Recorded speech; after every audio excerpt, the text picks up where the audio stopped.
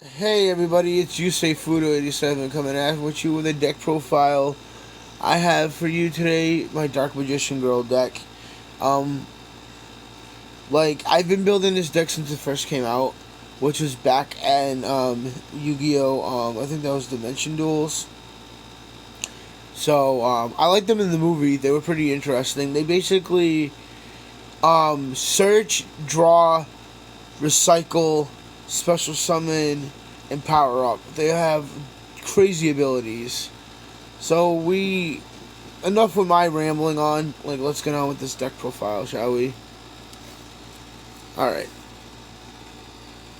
So first, I play two Berry Magician Girls. What she does is when she is normal summoned, she gets to add a magician from your deck to your hand, and then when you target her for an attack or a card effect, she goes to defense, and then I get to special summon a magician from my hand, a magician girl from my hand, onto the field.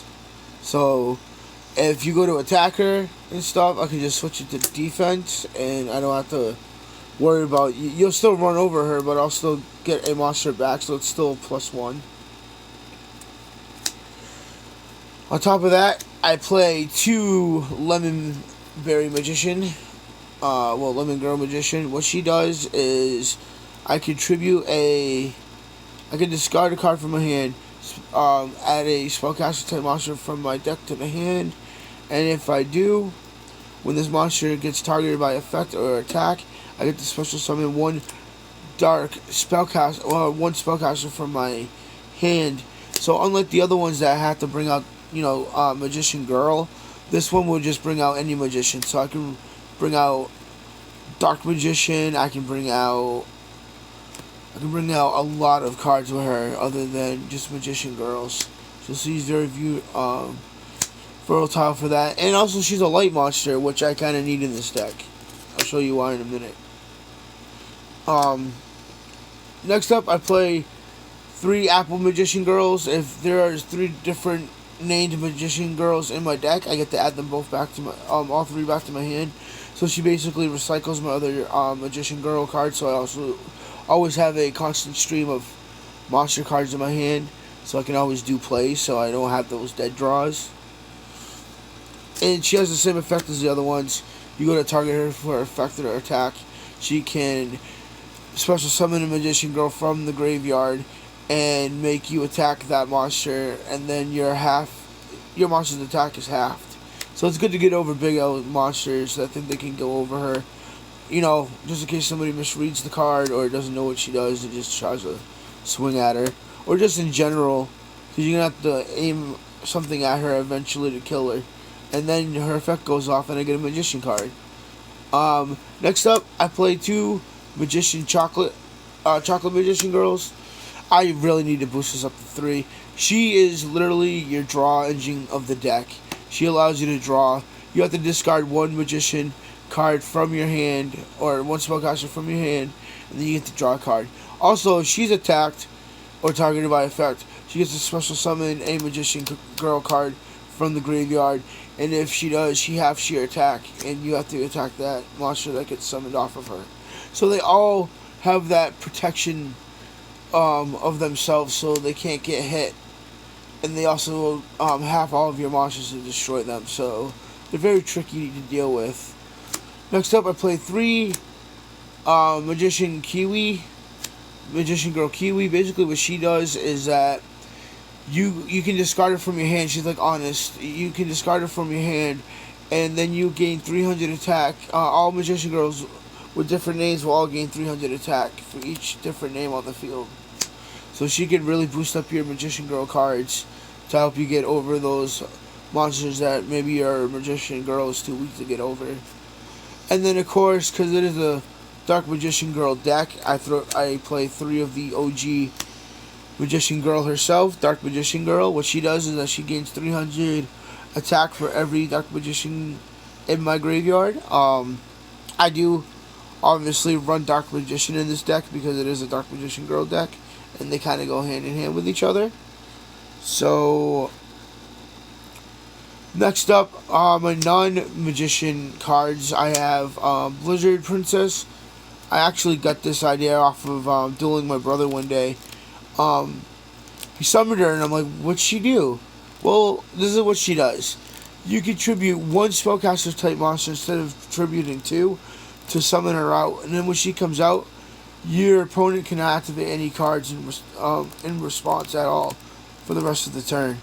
So no mirror forces, no deep prisons, no nothing. When she hits the field, nothing. The only thing that will work on her is Solemn, because that negates the summon. Next, the reason why I said it was good to have some light and darks in here. Play one Blacklisted Soldier Envoy at the beginning. He is at 3 right now. I really wish I could play him at 3, but I can't, because I don't have another 2. But still a really great card. Ditch light and dark. His first ability is banish any. He can banish one card face down that are on the field, monster on the field, and then you get to. But you can't attack that turn, or you can attack one monster. When you destroy it, you get to attack again, which is pretty good. He's good for wiping out fields, and it's BLS. You have to play him if you have Lane Darks. He's a no-brainer to play. Next is Tu Maham, Paladin, Oracle Mahad. Basically, he is like the light version of Dark Magician, only with a more badass effect. When he gets drawn from your deck, not when you draw him in your first turn, but when you draw him during your draw phase, you can special summon him. And when he attacks a dark monster, he gains double the attack, and then when you kill him by battle or card effect, I get to special summon a Dark Magician from my field, hand, graveyard, or deck. So he's really good at getting Dark Magician out. Which, speaking about him,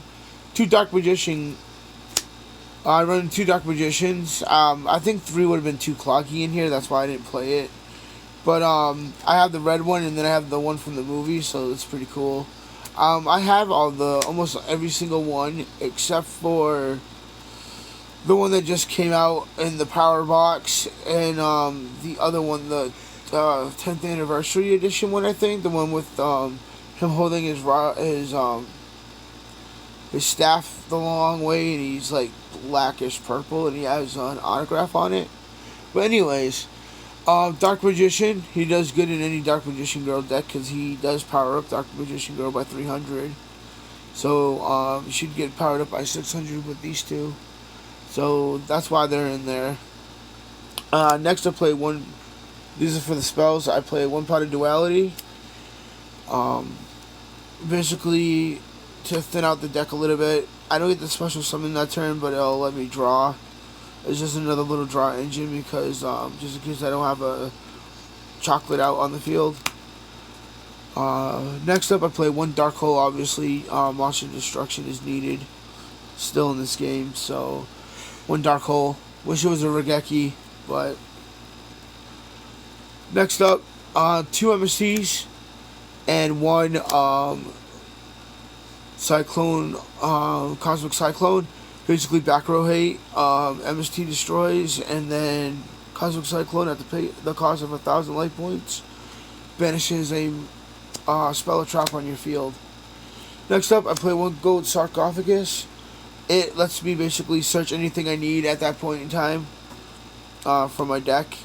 So, it basically opens up to a lot of possibilities. I can get any of the Dark Magician cards, can get a piece that I'm missing, like if I want to get the chocolate quicker, or just anything in the deck. It's a good card. One Monster Reborn because it's Monster Reborn, and honestly, like, why wouldn't you play Monster Reborn? Like, some of you guys should question yourselves out there if you wonder why Monster Reborn. It's because it's Monster Reborn. I run 3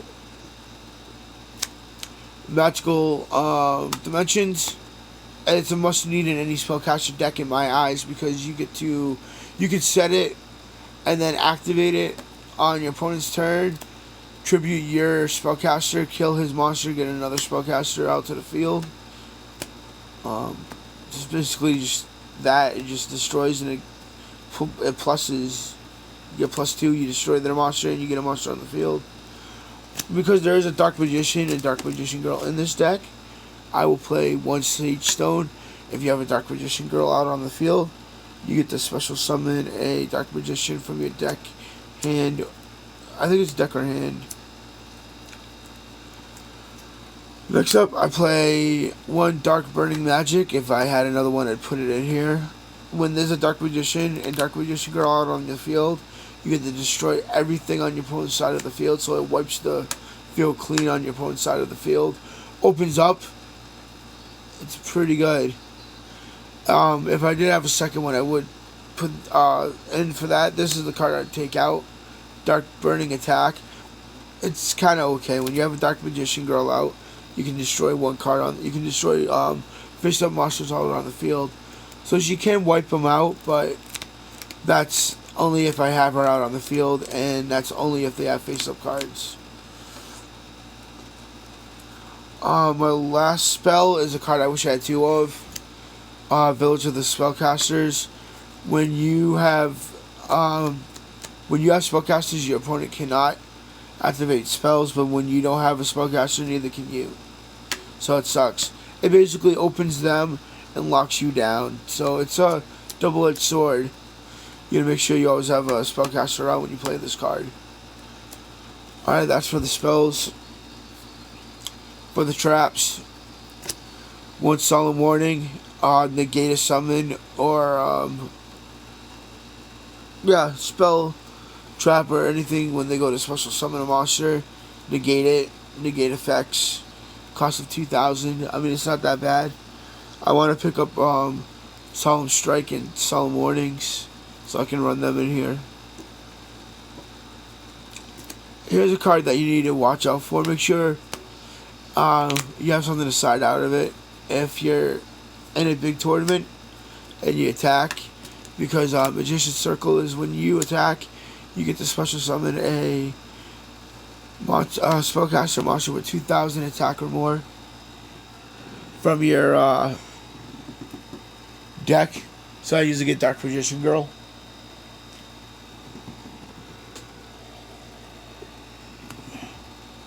Also, I play one Bottomless Trap Hole just to get rid of a card and banish it.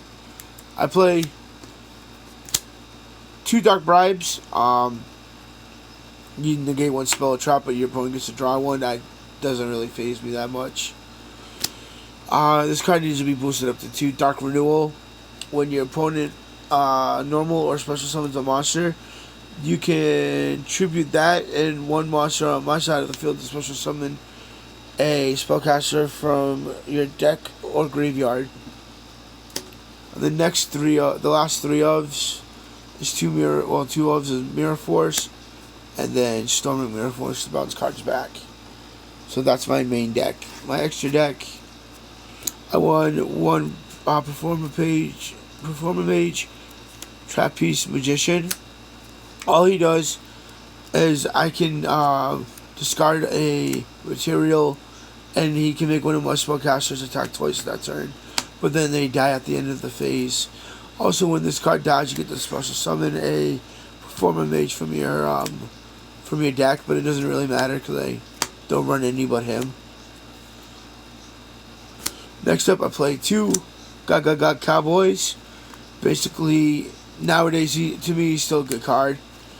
In attack position, he can detach one.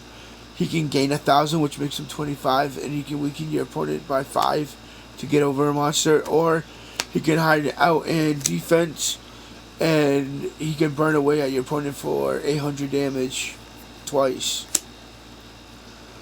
Next up, first of protection, we have Master Key Beetle.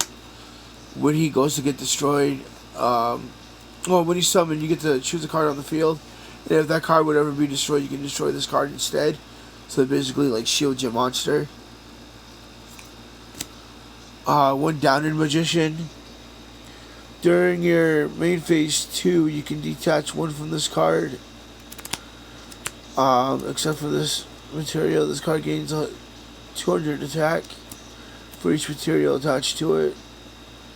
And if it attacks a monster, it does piercing damage. If this card attacks or is attacked, I have to discard material from her. So she's good for piercing and stuff. Get over monsters. I also play one Castell so I can shuffle things back to the deck.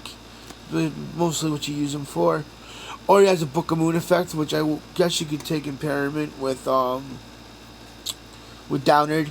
You could flip him with this and attack with Downard. That'd be a pretty cool combo. Star League, Paladino Dynamite. Once per turn, you can detach a card from this, a material from this card, and monster becomes 0 attack, and then you attack, and when you destroy a monster, you get to draw a card. Next up, we have 2 Darkness Rebellion Dragon. I love this card. Detach 2 from it, and then it basically halves your opponent's monster's attack, and then it gains the not difference, but it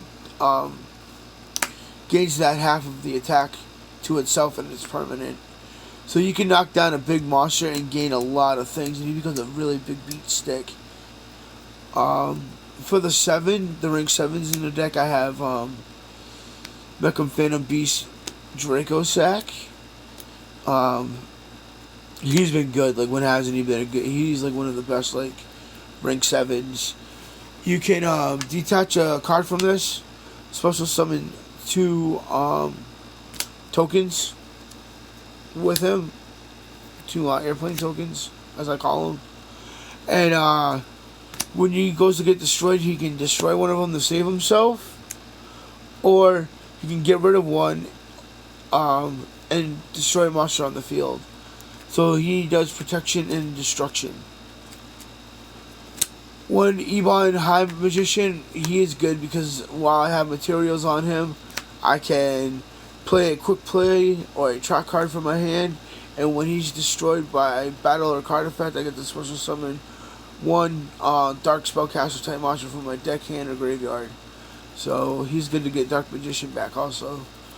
Another card I just threw in there is Photon Strike Balancer, just in case I ever have 2 Dark Magician girls on the field that can make something.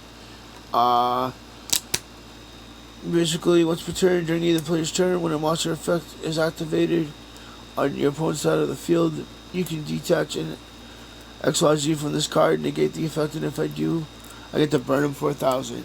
So he's good at negating effects and also burning. The next thing I play is the Utopia package. Utopia, Utopia Ray, and of course Utopia Lightning. When Utopia Lightning attacks, he gains 5,000 attack, so he's really good for blowing over those big monsters that you have a hard time getting over. So anyways, that is my Dark Magician Girl deck profile. I hope you guys enjoy it. Please rate, subscribe, and comment. And I will check you guys next time. Later, guys.